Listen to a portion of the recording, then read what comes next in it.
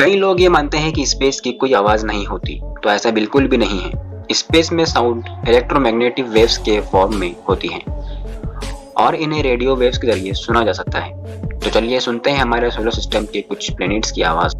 Number 1 sun. Number 2 Mercury.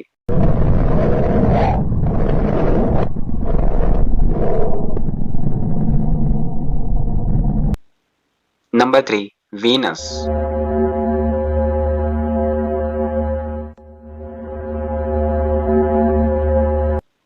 Number 4 Mars.